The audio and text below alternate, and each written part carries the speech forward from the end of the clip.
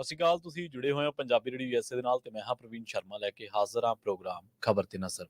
ਖਬਰ ਤੇ ਨਜ਼ਰ ਪ੍ਰੋਗਰਾਮ ਦੇ ਵਿੱਚ ਗੱਲ ਕਰਦੇ ਹਾਂ ਕੁਝ ਅਹਿਮ ਖਬਰਾਂ ਨੂੰ ਲੈ ਕੇ, ਰੁੱਖ ਕਰਦੇ ਹਾਂ ਕੁਝ ਖਾਸ ਖਬਰਾਂ ਦਾ। ਪਰ ਉਸ ਤੋਂ ਪਹਿਲਾਂ ਧੰਨਵਾਦ ਕਰਦੇ ਚਲੀਏ ਸਪਾਂਸਰਸ ਦਾ ਜਿਹੜੇ ਜ਼ਰੀਆ ਬਣਦੇ ਨੇ ਇਹਨਾਂ ਪ੍ਰੋਗਰਾਮਾਂ ਨੂੰ ਤੁਹਾਡੇ ਤੱਕ ਪਹੁੰਚਾਉਣ ਦੇ ਲਈ। ਖਾਲਸਾ ਇੰਸ਼ੋਰੈਂਸ ਏਜੰਸੀ ਵਾਲੇ, ਜਿਨ੍ਹਾਂ ਤੋਂ ਤੁਸੀਂ ਹਰ ਤਰੀਕੇ ਦੀ ਇੰਸ਼ੋਰੈਂਸ ਲੈ ਸਕਦੇ ਹੋ। ਇੰਸ਼ੋਰੈਂਸ ਬਾਰੇ ਪਤਾ ਕਰਨ ਦੇ ਲਈ ਇਹਨਾਂ ਦਾ ਨੰਬਰ ਹੈ 468 272 2500। ਇਹ 1992 ਤੋਂ ਲਗਾਤਾਰ ਇੰਸ਼ੋਰੈਂਸ ਬਿਜ਼ਨਸ ਦੇ ਵਿੱਚ ਸ਼ਾਨਦਾਰ ਸੇਵਾਵਾਂ ਦੇ ਰਹੇ ਨੇ ਤੇ ਅਮਰੀਕਾ ਭਰ ਦੇ ਵਿੱਚ ਇੰਸ਼ੋਰੈਂਸ ਕਰਦੇ ਨੇ। ਓਬਾਮਾ ਕੇਅਰ, ਮੈਡੀਕੇਅਰ ਜਾਂ ਫਿਰ ਕਵਰਡ ਕੈਲੀਫੋਰਨੀਆ ਬਾਬਤ ਪਾਲਿਸੀ ਕਰਵਾਉਣ ਦੇ ਲਈ, ਸਲਾਹ ਲੈਣ ਦੇ ਲਈ ਅੱਜ ਹੀ ਕਾਲ ਕਰੋ 468 272 2500 ਤੇ। ਟਰਕੀਆਨਾ ਇਮੀਗ੍ਰੇਸ਼ਨ ਲਾ ਫਰਮ ਵਾਲੇ ਜੇ ਟਰਕੀਆਨਾ ਟੋਨੀ ਟਰਕੀਆਨਾ ਦੇ ਨਾਲ ਤੁਸੀਂ US ਇਮੀਗ੍ਰੇਸ਼ਨ ਬਾਬਤ ਕੋਈ ਵੀ ਸਲਾਹ ਕਰਨੀ, ਕੋਈ ਵੀ ਸਵਾਲ ਪੁੱਛਣਾ ਤੇ ਇਹਨਾਂ ਦਾ ਨੰਬਰ ਹੈ 415 909 0503। ਕ੍ਰਿਸ਼ਨ ਧਨੋਟਾ ਯੂਬਾ ਸਿਟੀ, ਬਲਜਿੰਦਰ ਸਿੰਘ ਨੇ ਜ਼ਰੂਰ ਲੈਂਡ, ਪਰਮਜੀਤ ਕੌਰ ਰੰਗੀ ਵੈਕਾਵਿਲ, ਪ੍ਰਿਤਪਾਲ ਸਿੰਘ ਸਿੱਧੂ ਫਰੈਜ਼ਨੋ, ਜੀਆਨ ਲਿਊ ਵਾਲੇ ਟਰੱਕ ਵਾਸ਼ ਕਰਦੇ ਨੇ, ਆਇਲ ਚੇਂਜ ਕਰਦੇ ਨੇ, ਏਅਰ ਬ੍ਰੇਕਾਂ ਦਾ ਕੰਮ ਤਸੱਲੀ ਬਖਸ਼ ਕਰਵਾ ਸਕਦੇ ਹੋ। ਨਵੇਂ ਪੁਰਾਣੇ ਟਾਇਰ ਵੀ ਇਹਨਾਂ ਤੋਂ ਮਿਲਦੇ ਨੇ। ਲੋਕੇਸ਼ਨ ਸੈਂਤਾ ਨੀਲਾ ਦੀ ਨਿਮਾ ਸੋਤਾ ਦੇ ਨਾਲ ਗੱਲ ਕੀਤੀ ਜਾ ਸਕਦੀ ਹੈ 209 277 0113 ਤੇ।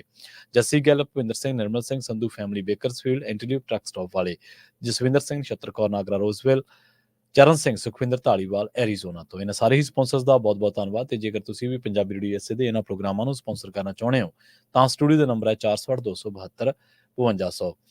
ਅੱਜ ਦਾ ਇਹ ਖਬਰ ਤੇ ਨਜ਼ਰ ਪ੍ਰੋਗਰਾਮ ਸਾਲ 2024 ਦੀ 2 ਅਪ੍ਰੈਲ ਦਾ ਪ੍ਰੋਗਰਾਮ ਹੈ ਤੇ ਦਿਨ ਅੱਜ ਮੰਗਲਵਾਰ ਹੈ। ਅਹਿਮ ਖਬਰਾਂ ਵੱਲ ਵਧਾਂਗੇ, ਗੱਲ ਕਰਾਂਗੇ ਚੀਨ ਤੇ ਭਾਰਤ ਦੇ ਵਿਚਾਲੇ ਚੱਲ ਰਹੀ ਟਸਲ ਦੀ। ਜਦੋਂ ਵੀ ਚੀਨ ਭਾਰਤ ਦੇ ਇਲਾਕਿਆਂ, ਖਾਸ ਕਰਕੇ ਅਰੁਣਾਚਲ ਪ੍ਰਦੇਸ਼ ਉਹ ਇਲਾਕਾ ਜਿਸ ਨੂੰ ਅਮਰੀਕਾ ਨੇ ਵੀ ਅਰੁਣਾਚਲ ਪ੍ਰਦੇਸ਼ ਨੂੰ ਭਾਰਤ ਦਾ ਹਿੱਸਾ ਦੱਸਿਆ ਸੀਗਾ ਕਿਸੇ ਸਮੇਂ, ਤੇ ਅਸਲ ਕੰਟਰੋਲ ਜਿਹੜੀ ਲਾਈਨ ਹੈ ਜਿਹਨੂੰ LOC ਕਹਿ ਦਿੰਦੇ ਆਪਾਂ, ਉਸ ਤੋਂ ਪਾਰ ਆਪਣੇ ਇਲਾਕਾਈ ਦਾਅਵਿਆਂ ਦੀ ਜਿਹੜੀ ਸਿੱਧ ਕਰਨ ਦੀ ਚੀਨ ਦੀ ਕਾਰਵਾਈ ਹੈ ਉਹਦਾ ਅਮਰੀਕਾ ਨੇ ਵੀ ਵਿਰੋਧ ਕੀਤਾ ਸੀ ਤੇ ਉਦੋਂ ਵੀ ਚੀਨ ਨੇ ਖਾਸੀ ਨਾਰਾਜ਼ਗੀ ਜ਼ਾਹਰ ਕੀਤੀ ਸੀਗੀ। ਹੁਣ ਇੱਕ ਵਾਰ ਫਿਰ ਕੁਝ ਇਲਾਕਿਆਂ ਨੂੰ ਲੈ ਕੇ ਚੀਨ ਤੇ ਭਾਰਤ ਦਾ ਰੇੜਕ ਹੈ। ਭਾਰਤ ਸਰਕਾਰ ਇਸ ਮਾਮਲੇ ਦੇ ਵਿੱਚ ਆਪਣੀ ਅਸਲ ਅਪਰੋਚ ਦੱਸਣ ਦੀ ਬਜਾਏ, ਜਿਹੜੇ ਵਿਦੇਸ਼ ਮਾਮਲਿਆਂ ਬਾਰੇ ਮੰਤਰੀ ਨੇ ਜੈਸ਼ੰਕਰ, ਉਹ ਕਹਿ ਰਹੇ ਨੇ ਕਿ ਇਹ ਗੱਲ ਮਜ਼ਾਕੀ ਹੈ ਤੇ ਮਜ਼ਾਕੀਏ ਰਹੇਗੀ। ਔਰ ਇਹ ਤੁਸੀਂ ਦੇਖੋ ਕਿ 29ਵੀਂ ਮੀਟਿੰਗ ਹੋ ਕੇ ਹਟੀ ਹੈ ਜਿਹੜੀ ਭਾਰਤ ਤੇ ਚੀਨ ਦੇ ਵਿਚਕਾਰ ਸਰਹੱਦੀ ਮਾਮਲਿਆਂ ਬਾਰੇ ਸਲਾਹ ਮਸ਼ਵਰਾ ਤੇ ਤਾਲਮੇਲ ਕਮੇਟੀ ਹੈ, ਉਹਦੇ ਵਰਕਿੰਗ ਢਾਂਚੇ ਦੀ 29ਵੀਂ ਮੀਟਿੰਗ ਹੋ ਕੇ ਹਟੀ ਹੈ ਤੇ ਦੋਵਾਂ ਧਿਰਾਂ ਨੇ ਇਹ ਗੱਲ ਮੰਨੀ ਸੀ ਉਸ ਮੀਟਿੰਗ ਦੇ ਵਿੱਚ ਕਿ ਫੌਜਾਂ ਦੀ ਮੁਕੰਮਲ ਵਾਪਸੀ ਤੇ ਅਸਲ ਕੰਟਰੋਲ ਜਿਹੜੀ ਲਾਈਨ ਹੈ ਉਹਦੇ ਹੱਲ ਹੋਣੋਂ ਰਹਿੰਦੇ ਮੁੱਦੇ ਸੁਲਝਾਉਣ ਦੇ ਲਈ ਠੀਕ ਗੱਲਬਾਤ ਹੋਈ ਹੈ।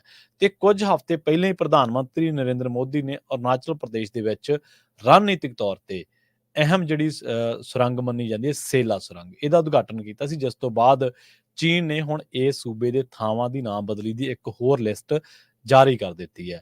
ਪਿਛਲੇ 7 ਸਾਲਾਂ ਦੇ ਦੌਰਾਨ, ਮੋਦੀ ਸਰਕਾਰ ਦੇ ਰਾਜਕਾਲ ਦੇ ਦੌਰਾਨ, ਚੀਨ ਦੇ ਸ਼ਹਿਰੀ ਮਾਮਲਿਆਂ ਦੇ ਮਹਿਕਮੇ ਵਜੋਂ ਜਾਰੀ ਕੀਤੀ ਚੌਥੀ ਲਿਸਟ ਹੈ ਤੇ ਚੀਨ ਅਰੁਣਾਚਲ ਪ੍ਰਦੇਸ਼ ਨੂੰ ਦੱਖਣ ਤਿੱਬਤ ਦੇ ਹਿੱਸੇ ਵਜੋਂ ਚੈਂਗੈਨ ਨਾਂ ਦੇ ਨਾਲ ਸਾਦਾ, ਜਿਹੜਾ ਭਾਰਤ ਵੱਲੋਂ ਦਾਅਵਾ ਕਿ ਇਹ ਅਰੁਣਾਚਲ ਪ੍ਰਦੇਸ਼ ਹੈ, ਚੀਨ ਉਹਨੂੰ ਕਹਿੰਦਾ ਕਿ ਅਰੁਣਾਚਲ ਪ੍ਰਦੇਸ਼ ਨਹੀਂ ਹੈ, ਇਹ ਚੈਂਗਨ ਹੈ। ਤੇ ਭਾਰਤ ਨੇ ਚੀਨ ਦੇ ਇਹਨਾਂ ਦਾਅਵਿਆਂ ਨੂੰ ਵਾਰ-ਵਾਰ ਰੱਦ ਕੀਤਾ, ਪਰ ਇਹ ਲਿਸਟਾਂ ਆਉਣੀਆਂ ਲਗਾਤਾਰ ਜਾਰੀ ਨੇ ਤੇ ਵਿਦੇਸ਼ ਮਾਮਲਿਆਂ ਬਾਰੇ ਮੰਤਰੀ ਜੈਸ਼ੰਕਰ ਨੇ ਇਹ ਗੱਲ ਕਹੀ ਹੈ ਕਿ ਇਹ ਮਜ਼ਾਕੀਆ ਗੱਲ ਹੈ ਤੇ ਮਜ਼ਾਕੀਆ ਹੀ ਰਹੇਗੀ। ਹੁਣ ਤਾਂ ਇਹ ਉਹ ਸੀਗਾ ਜਿਹੜਾ ਹੁਣ ਤੱਕ ਜੋ ਵਾਪਰਿਆ ਉਹਦੇ ਬਾਰੇ, ਪਰ ਅਸਲ ਦੇ ਵਿੱਚ ਭਾਰਤ ਦੇ ਵਿੱਚ ਲੋਕਾਂ ਨੂੰ ਖੁਮਾਰ ਕੀ ਹੈ। ਤੁਸੀਂ ਨੋਟਬੰਦੀ ਤੇ ਸਵਾਲ ਕਰ ਲਓ ਸਰਕਾਰ ਨੂੰ, ਮੋਦੀ ਸਾਹਿਬ ਨੂੰ ਜਾਂ ਕਿਸੇ ਵੀ ਸਰਕਾਰ ਦੇ ਮੰਤਰੀ ਨੂੰ, ਉਹ ਕਹਿਣਗੇ ਨਹੀਂ ਇਹ ਵਿਰੋਧੀ ਹੈ, ਇਹ ਪਾਕਿਸਤਾਨ ਹੈ, ਇਹਨੂੰ ਪਾਕਿਸਤਾਨ ਭੇਜ ਦਿਓ, ਇਹ ਪਾਕਿਸਤਾਨ ਪ੍ਰੇਮੀ ਹੈ। ਤੁਸੀਂ ਕਿਸੇ ਗੱਲ ਤੇ ਪ੍ਰੋਟੈਸਟ ਕਰਦੇ ਹੋ, ਤੁਸੀਂ ਕੋਈ ਮੰਗ ਰੱਖਦੇ ਹੋ ਕਿਸਾਨ, ਉਹ ਕਹਿਣਗੇ ਤਾਂ ਚਾਈਨਾ ਸਪਾਂਸਰਡ ਹੈ। ਤੁਸੀਂ ਕਹਿ ਦਿਓ ਕਿ ਦੇਸ਼ ਦੇ ਵਿੱਚ ਜਿਹੜਾ ਇੱਕ ਇਲੈਕਟੋਰਲ ਬੌਂਡ ਹੈ ਇਹ ਗਲਤ ਆ, ਭਾਜਪਾ ਨੇ ਤੇ ਹੋਰ ਪਾਰਟੀਆਂ ਨੇ ਲੁੱਟ ਕੀਤੀ ਹੈ, ਭਾਜਪਾ ਨੇ ਤਾਂ ਬੌਂਡ ਲੈ ਕੇ ਛਾਪੇਮਾਰੀਆਂ ਕੀਤੀਆਂ ਜਾਂ ਪੈਸਾ ਉਗਰਾਇਆ। ਇੱਕ ਤਰੀਕੇ ਨਾਲ ਜੇ ਮੰਨਿਆ ਜਾਵੇ ਤਾਂ ਇਹ ਲੀਗਲ ਫਰੌਤੀ ਹੈ, ਐਕਸਟੋਰਸ਼ਨ ਹੈ, ਲੀਗਲ ਐਕਸਟੋਰਸ਼ਨ ਹੈ। ਤਾਂ ਉਹ ਕਹਿਣਗੇ ਨਹੀਂ ਤੁਸੀਂ ਗਲਤ ਹੋ, ਤੁਸੀਂ ਆਪਦਾ ਮੁਲਕ ਬਦਲੋ, ਇਹ ਤੁਸੀਂ ਗਲਤੀ ਕਰ ਰਹੇ ਹੋ। ਪ੍ਰਧਾਨ ਮੰਤਰੀ ਨਰਿੰਦਰ ਮੋਦੀ ਤਾਂ ਕੁਝ ਗਲਤ ਕਰ ਹੀ ਨਹੀਂ ਰਹੇ। ਤੁਸੀਂ ਸਰਕਾਰ ਦੇ ਕਿਸੇ ਵੀ ਮਾਮਲੇ ਦੇ ਉੱਤੇ ਉਂਗਲ ਚੁੱਕੋ, ਕਿਸੇ ਵੀ ਮਾਮਲੇ ਉੱਤੇ ਸਵਾਲ ਖੜਾ ਕਰੋ, ਉਹ ਕਹਿਣਗੇ ਨਹੀਂ ਤੁਸੀਂ ਗਲਤ ਹੈ। ਇਹ ਬਹੁਤ ਗਲਤ ਮਿੱਥ ਮੋਦੀ ਸਰਕਾਰ ਨੇ ਪਾ ਦਿੱਤੀ ਹੈ ਤੇ ਲੋਕ ਇਸ ਵੇਲੇ ਜਿਨ੍ਹਾਂ ਦੇ ਰਾਸ਼ਟਰਵਾਦ ਦਾ ਚਸ਼ਮਾ ਲੱਗਿਆ ਹੋਇਆ, ਜਿਨ੍ਹਾਂ ਦੇ ਐਨਕ ਲੱਗੀ ਹੋਈ ਹੈ, ਜਿਨ੍ਹਾਂ ਦਾ ਨਜ਼ਰ ਗਿਆ ਹੋਇਆ, ਉਹ ਬੇਸ਼ੱਕ ਪਿਛਲੇ ਕੁਝ ਮਹੀਨਿਆਂ ਤੋਂ ਕੁਝ ਧਾਰਮਿਕ ਤਿਉਹਾਰਾਂ ਦੇ ਵਿੱਚ ਰੁੱਝੇ ਹੋਏ ਨੇ, ਪਰ ਅਸਲ ਦੇ ਵਿੱਚ ਉਹਨਾਂ ਨੂੰ ਪਤਾ ਨਹੀਂ ਲੱਗ ਰਿਹਾ ਕਿ ਭਾਰਤ ਦਾ ਹਾਲ ਕੀ ਹੋਣ ਜਾ ਰਿਹਾ ਹੈ। ਇੱਥੇ ਅਣਐਲਾਨੀ ਐਮਰਜੈਂਸੀ ਹੈ, ਤਾਨਾਸ਼ਾਹੀ ਵੱਲ ਇਹ ਭਾਰਤ ਵੱਧ ਰਿਹਾ ਹੈ। ਸ਼ਕਤੀਆਂ ਜਿਹਨੂੰ ਅਸੀਂ ਪੰਜਾਬੀ ਰੇਡੀਓ USA ਤੇ ਜਿਨ੍ਹਾਂ ਨੇ ਰਿਪੋਰਟਾਂ ਸੁਣੀਆਂ ਨੇ, ਅੱਜ ਤੋਂ ਤਕਰੀਬਨ 3-4 ਸਾਲ ਪਹਿਲਾਂ ਇਹ ਗੱਲ ਕਰਦੇ ਹੁੰਦੇ ਸੀ ਅਸੀਂ ਕਿ ਅਸਲ ਦੇ ਵਿੱਚ ਤੁਹਾਡੇ ਮਿਨੋਰਟੀ ਨੂੰ ਲੈ ਕੇ ਜੋ ਅਪਰੋਚ ਹੈ, ਤੁਹਾਡੀ ਮੌਬ ਲਿੰਚਿੰਗ ਦੇ ਮਾਮਲੇ ਦੇ ਵਿੱਚ ਜੋ ਅਪਰੋਚ ਹੈ, ਤੁਸੀਂ ਉਹਨਾਂ ਮਾਮਲਿਆਂ ਦੇ ਵਿੱਚ ਲੋਕਾਂ ਦੇ ਨਾਲ ਜਿਹੜਾ ਧੱਕਾ ਕਰ ਰਹੇ ਹੋ, ਉਹ ਤਾਂ ਅਨਿਆਂ ਹੈ ਹੀ ਹੈ। ਪਰ ਇਸ ਦੇ ਨਾਲ-ਨਾਲ ਇਹਦੇ ਪੈਰਲਲ ਤੁਸੀਂ ਇੱਕ ਧੱਕਾ ਹੋਰ ਲੋਕਾਂ ਦੇ ਨਾਲ ਕਰ ਰਹੇ ਹੋ। ਤੁਸੀਂ ਇਹ ਧੱਕਾ ਕਰ ਰਹੇ ਹੋ ਕਿ ਸ਼ਕਤੀਆਂ ਇੱਕ ਵਿਅਕਤੀ ਵਿਸ਼ੇਸ਼ ਦੇ ਆਲੇ-ਦੁਆਲੇ ਸੀਮਿਤ ਹੁੰਦੀਆਂ ਜਾ ਰਹੀਆਂ ਨੇ। ਅੱਜ ਰੂਸ ਕੀ ਹੈ? ਰੂਸ ਦਾ ਤੁਸੀਂ ਜੇ ਰੂਸ ਨੂੰ ਦੇਖੋਗੇ ਤਾਂ ਰੂਸ ਕੀ ਹੈ ਅੱਜ? ਵਲਾਦੀਮੀਰ ਪੁਤਿਨ ਹੈ, ਵਿਰੋਧੀ ਧਿਰ ਹੈ ਹੀ ਨਹੀਂ ਗੀ। ਵੋਟਾਂ ਪਾਉਂਦੇ ਨੇ ਲੋਕ, ਨੇਤਾ ਚੁਣਦੇ ਨੇ, ਪਰ ਉਹ ਕੌਣ ਚੁਣਿਆ ਜਾਂਦਾ ਅਲਟੀਮੇਟਲੀ? Vladimir Putin. ਅੱਜ ਚੀਨ ਦੇ ਵਿੱਚ ਕੌਣ ਹੈ? ਸ਼ੀ ਜਿਨਪਿੰਗ ਹੈ। ਉੱਥੇ ਜੋ ਮਰਜ਼ੀ ਉਹ ਸਰਕਾਰ ਕਰ ਲੈ, ਵਿਰੋਧੀ ਧਿਰ ਕਰ ਲੈਣ, ਮੀਡੀਆ ਕਰ ਲੈਣ, ਸ਼ੀ ਜਿਨਪਿੰਗ ਹੈ। ਅੱਜ ਤੁਸੀਂ ਨਾਰਥ ਕੋਰੀਆ ਦੇ ਵਿੱਚ ਜਿੱਥੇ ਉਹ ਜਿਹੜਾ ਉਹਨਾਂ ਦਾ ਸ਼ਾਸਕ ਹੈ, ਜਿਹੜਾ ਤਾਨਾਸ਼ਾਹ ਉਹਨਾਂ ਦਾ, ਉਹ ਸਰੀਰਕ ਤੌਰ ਤੇ ਕਾਫੀ ਮੋਟਾ ਤੇ ਉਹਨੂੰ ਲੋਕ ਫੁੱਲਵੇਂ ਜਿਹੇ ਗੱਲਾਂ ਵਾਲਾ ਵੀ ਕਹਿ ਦਿੰਦੇ ਆ। ਖੈਰ, ਤੇ ਉਹ ਉੱਥੇ ਵੋਟਾਂ ਤਾਂ ਉੱਥੇ ਵੀ ਪੈਂਦੀਆਂ ਨੇ, ਪਰ ਵੋਟਾਂ ਇੱਧਰ ਵੀ ਪੈ ਰਹੀਆਂ ਨੇ ਬਿਨਾਂ ਵਿਰੋਧੀ ਧਿਰ ਤੋਂ। ਵਿਰੋਧੀ ਧਿਰਾਂ ਦੇ ਖਾਤੇ ਸੀਜ਼ ਨੇ, ਵਿਰੋਧੀ ਧਿਰਾਂ ਨੂੰ ਰੈਲੀਆਂ ਨਹੀਂ ਕਰਨ ਦਿੱਤਾ ਜਾਂਦਾ, ਉਹਨਾਂ ਤੇ ਰੇਡਾਂ ਕਰ ਰਹੇ। ਅਸੀਂ ਨਹੀਂ ਕਹਿੰਦੇ ਸਾਰੇ ਪਾਕ ਸਾਫ਼ ਹੈ, ਪਰ ਤੁਹਾਡੀ ਟਾਈਮਿੰਗ ਤੇ ਸਵਾਲ ਉੱਠੇਗਾ ਕਿ ਤੁਸੀਂ ਇੰਨਾ ਚਿਰ ਚੁੱਪ ਬੈਠੇ ਰਹੇ। ਤੁਸੀਂ ਵੇਂਦੇ ਰਹੇ ਕਿ ਆਹ ਨੀਤੀ ਬਣੇ, ਇਹਦੇ 'ਚ ਆਹ ਖਾਮੀ ਹੋਵੇ, ਫਲਾਨਾ ਬੰਦਾ ਇਹਦੇ 'ਚੋਂ ਪੈਸੇ ਲਵੇ, ਤੇ ਬਾਅਦ ਦੇ ਵਿੱਚ ਉਹਨੂੰ ਛਾਪੇਮਾਰੀ ਕਰਕੇ ਉਹਦੇ ਤੇ ਕੇਸ ਬਣਾ ਕੇ ਉਹਨੂੰ ਜੇਲ੍ਹ ਸੁੱਟ ਦਿਆਂਗੇ, ਚੋਣਾਂ ਦੇ ਟਾਈਮ ਕਰਾਂਗੇ। ਕੀ ਇਹ ਸੱਚਮੁੱਚ ਸੱਤਾ ਦਾ ਜੋ ਨੈਤਿਕ ਫਰਜ਼ ਆ ਉਹ ਹੈ ਕਿ ਤੁਸੀਂ ਇੱਕ ਕ੍ਰਾਈਮ ਨੂੰ ਹੁੰਦੇ ਹੋਏ ਦੇਖ ਰਹੇ ਹੋ, ਤੇ ਉਸ ਕ੍ਰਾਈਮ ਨੂੰ ਹੁੰਦਾ ਵਾਧਾ ਹੋਇਆ ਵੇਖ ਕੇ ਤੁਸੀਂ ਦੇਖ ਰਹੇ ਹੋ ਕਿ ਸਿਆਸੀ ਮੌਕਾ ਕਦੋਂ ਆਊਗਾ, ਜਦੋਂ ਚੌਕਾ ਵੱਜੂਗਾ, ਸਿਆਸੀ ਚੌਕਾ ਕਦੋਂ ਵੱਜੂਗਾ ਇਸ ਮੌਕੇ ਤੇ। ਸਾਬਕਾ ਪ੍ਰਧਾਨ ਮੰਤਰੀ ਡਾਕਟਰ ਮਨਮੋਹਨ ਸਿੰਘ, ਉਹ ਬਹੁਤ ਤਕੜੇ ਅਰਥ ਸ਼ਾਸਤਰੀ ਨੇ, ਔਰ ਇਹਦੇ ਵਿੱਚ ਕੋਈ ਦੋ ਰਾਏ ਨਹੀਂ ਕਿ 2008 ਦੇ ਵਿੱਚ ਜੋ ਵਰਲਡ ਦੇ ਵਿੱਚ ਮੰਦੀ ਸੀ, ਉਹਦਾ ਜਿਹੜਾ ਸੇਕ ਲੱਗਣਾ ਸੀ, ਕਿਉਂਕਿ ਵਿਕਾਸਸ਼ੀਲ ਦੇਸ਼ ਦੀ ਮੰਦੀ ਤੇ ਇੱਕ ਵਿਕਸਿਤ ਦੇਸ਼ ਦੀ ਮੰਦੀ ਦੇ ਵਿੱਚ ਬਹੁਤ ਫਰਕ ਹੈ।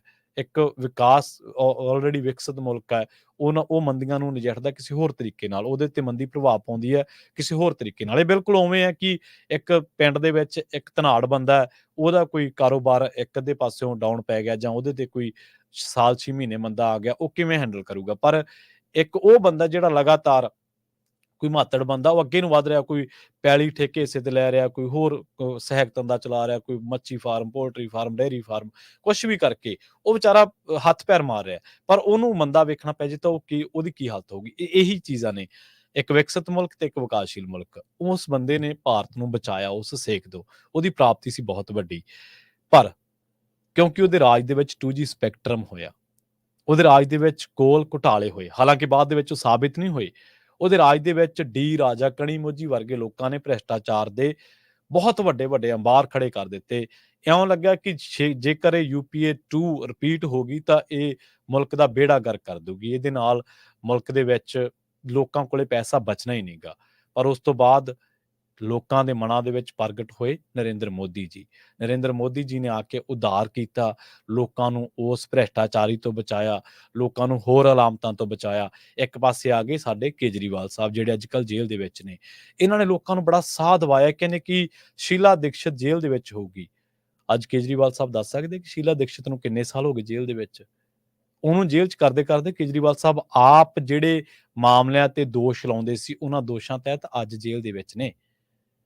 ਤੇ ਜਿਹੜੇ ਦੋਸ਼ ਸਾਬਕਾ ਪ੍ਰਧਾਨ ਮੰਤਰੀ ਡਾਕਟਰ ਮਨਮੋਹਨ ਸਿੰਘ ਤੇ ਲੱਗਦੇ ਸੀ ਕਿ ਇਹਨਾਂ ਨੇ ਭ੍ਰਿਸ਼ਟਾਚਾਰ ਵਧਣ ਫੁੱਲਣ ਦਿੱਤਾ, ਅੱਜ ਜੇਕਰ ਇਲੈਕਟੋਰਲ ਬੌਂਡ ਲਾਂਚ ਕਰਕੇ 2019 ਦੇ ਵਿੱਚ ਕੁਝ ਹੀ ਸਾਲਾਂ ਦੇ ਵਿੱਚ ਭਾਜਪਾ ਕੁੱਲ ਚੰਦਾ 20,000 ਕਰੋੜ ਦੇ ਵਿੱਚੋਂ ਤਕਰੀਬਨ 10,000 ਕਰੋੜ ਰੁਪਈਆ, ਜਿਹੜਾ ਕਿ ਹਲੇ ਕਾਗਜ਼ਾਂ ਦੇ ਵਿੱਚ 8 ਹੀ ਆ, ਹੌਲੀ ਤੁਹਾਨੂੰ 10 ਪਤਾ ਲੱਗ ਜਾਣਾ, ਸਾਰੇ ਚੰਦੇ ਦਾ ਅੱਧ ਲੈ ਜਾਂਦੀ ਹੈ। ਤੇ ਅੱਧ ਲਿਜਾਣ ਦਾ ਤਰੀਕਾ ਕੀ ਹੈ? ਫਾਰਮਾਸਿਊਟੀਕਲ ਕੰਪਨੀ ਨੇ ਗਲਤ ਕੀਤਾ, ਉੱਥੇ ਰੇਡ ਕਰ ਦਿਓ।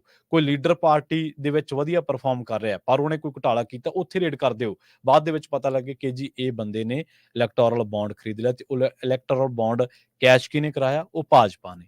ਤੁਸੀਂ ਦੇਖੋ ਗੱਲ ਘੁੰਮ ਘੁਮਾ ਕੇ ਕਿੱਥੇ ਆਉਂਦੀ ਹੈ ਕਿ ਇੱਕ ਸਕੀਮ ਲਾਂਚ ਕੀਤੀ, ਇੱਕ ਸਕੀਮ ਦੇ ਤਹਿਤ ਕੋਈ ਬੰਦਾ ਕਿੰਨੇ ਪੈਸੇ ਕਿਹਨੂੰ ਦੇ ਰਿਹਾ ਕੁਝ ਪਤਾ ਨਹੀਂ, ਪਰ ਉਸ ਬੰਦੇ ਦੇ ਘਰੇ ਛਾਪਾ ਵੱਜਦਾ, ਉਹ ਜਾਂ ਛਾਪੇ ਤੋਂ 5 ਦਿਨ ਪਹਿਲਾਂ ਜਾਂ ਛਾਪੇ ਤੋਂ 20 ਦਿਨ ਬਾਅਦ ਇੱਕ ਬੌਂਡ ਖਰੀਦਦਾ, ਉਹ ਬੌਂਡ ਨੂੰ ਕੈਸ਼ ਕੌਣ ਕਰਾ ਰਿਹਾ?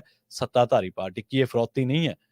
ਅੱਜ ਕੱਲ੍ਹ ਆਪਾਂ ਗੈਂਗਸਟਰਾਂ ਦੇ ਬਾਰੇ ਕਹਿਣਾ ਕਿ ਤੂੰ 40 ਲੱਖ ਦੇ, ਤੂੰ 30 ਲੱਖ ਦੇ, ਤੇ ਨਹੀਂ ਤਾਂ ਤੇਰੇ ਗੋਲੀ ਮਾਰ ਦਿਆਂਗੇ।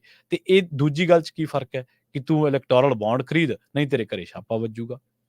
ਆਪਾਂ ਰਿਪੋਰਟ ਵੀ ਕੀਤੀ ਸੀ ਫਾਰਮਾਸਿਊਟੀਕਲ ਕੰਪਨੀਆਂ ਦਾ ਨਾਂ ਲੈ ਕੇ ਕਿ ਕਿਹੜੀਆਂ ਕੰਪਨੀਆਂ ਨੇ ਉਦੋਂ, ਉਹਨਾਂ ਦੇ ਕਦੋਂ ਕਿਹੜੀ ਦਵਾਈ ਸੀ ਉਹਨਾਂ ਦੀ ਜਿਹਦੇ ਵਿੱਚ ਉਹਨਾਂ ਨੇ ਸਮਝੌਤਾ ਕੀਤਾ ਪੈਮਾਨੇ ਨਾਲ, ਜਾਂ ਜਿਹੜੀ ਦਵਾਈ ਦੀ ਮਿਕਦਾਰ ਆ, ਜਾਂ ਜਿਹੜਾ ਦਵਾਈ ਦਾ ਸਟੈਂਡਰਡ ਹੈ, ਕਿਹੜੀ ਦਵਾਈ ਸੀ ਉਸ ਕੰਪਨੀ ਦਾ ਨਾਂ ਕੀ ਆ, ਉਹਦੀ ਦਵਾਈ ਦਾ ਨਾਂ ਕੀ ਹੈ, ਤੇ ਉਹਨਾਂ ਦੇ ਉੱਤੇ ਕਦੋਂ ਛਾਪੇਮਾਰੀ ਹੋਈ, ਤੇ ਉਸ ਤੋਂ ਬਾਅਦ ਉਹਨਾਂ ਨੇ ਕਦੋਂ ਬੌਂਡ ਖਰੀਦਿਆ, ਤੇ ਉਸ ਤੋਂ ਬਾਅਦ ਉਸ ਮਾਮਲੇ ਨੂੰ ਰਫਾ ਦਫਾ ਕਰ ਦਿੱਤਾ ਗਿਆ।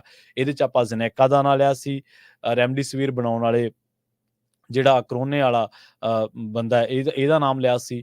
ਹੋਰ ਕਈ ਕੰਪਨੀਆਂ ਨੇ, ਸ਼ਾਇਦ ਕੈਡਿਲਾ ਦਾ ਨਾਮ ਲਿਆ ਸੀਗਾ। ਇੱਕ 8-9 ਕੰਪਨੀਆਂ ਨੇ ਜਿਹੜੀਆਂ ਇਸ ਮਾਮਲੇ ਦੇ ਵਿੱਚ ਫਸਦੀਆਂ ਸੀਗੀਆਂ, ਪਰ ਉਹਨਾਂ ਨੂੰ ਸਾਰਿਆਂ ਨੂੰ ਪਾਕ ਸਾਫ਼ ਕਰ ਦਿੱਤਾ ਗਿਆ। ਅੱਜ ਵੀ ਦੇਖ ਲਓ, ਆਪਾਂ ਕੱਲ੍ਹ ਦੇ ਪ੍ਰਫੁੱਲ ਪਟੇਲ ਦਾ ਜ਼ਿਕਰ ਕੀਤਾ ਸੀਗਾ। ਉਹ ਜਿਹੜੇ ਬੰਦੇ ਬੀਜੇਪੀ ਦੇ ਵਿੱਚ ਜੁਆਇਨ ਕਰ ਜਾਂਦੇ ਆ, ਉਹਨਾਂ ਨੂੰ ਵਾਸ਼ਿੰਗ ਮਸ਼ੀਨ ਹੀ ਐਸੀ ਹੈ ਜਿਹਦੇ ਵਿੱਚ ਉਹਨਾਂ ਦੇ ਸਾਰੇ ਕੁਕਰਮ, ਸਾਰੇ ਪਾਪ, ਸਾਰੇ ਘੁਟਾਲੇ ਧੋ ਦਿੱਤੇ ਜਾਂਦੇ ਆ। ਹਲੇ ਵੀ ਲੋਕ ਇਹ ਮੰਨਣ ਤੋਂ ਇਨਕਾਰੀ ਨੇ ਕਿ ਇੱਥੇ ਤਾਨਾਸ਼ਾਹੀ ਨਹੀਂ ਚੱਲ ਰਹੀ। ਪ੍ਰੋਗਰਾਮ ਖਬਰ ਤੇ ਨਜ਼ਰ ਨੂੰ ਆਪਾਂ ਇੱਥੇ ਹੀ ਸਮਾਪਤ ਕਰਾਂਗੇ। ਪੰਜਾਬੀ ਰੇਡੀਓ USA ਦੀ ਅਗਲੀ ਪੇਸ਼ਕਸ਼ ਪ੍ਰੋਗਰਾਮ ਅਪਡੇਟ ਅਮਰੀਕਾ ਪ੍ਰੋਗਰਾਮ ਦੇ ਵਿੱਚ ਅਮਰੀਕਾ ਦੇ ਨਾਲ ਵਿਸ਼ਵ ਭਰ ਦੇ ਵਿੱਚ ਵਾਪਰੀਆਂ ਅਹਿਮ ਵੱਡੀਆਂ ਖਾਸ ਘਟਨਾਵਾਂ, ਖਬਰਾਂ ਦੇ ਬਾਰੇ ਤੁਹਾਨੂੰ ਦਿੱਤੀਆਂ ਜਾਣਗੀਆਂ ਜਾਣਕਾਰੀਆਂ। ਜੁੜੇ ਰਹੋ ਪੰਜਾਬੀ ਰੇਡੀਓ USA ਦੇ ਨਾਲ। ਬਹੁਤ ਬਹੁਤ ਧੰਨਵਾਦ। ਸਤਿ ਸ੍ਰੀ ਅਕਾਲ।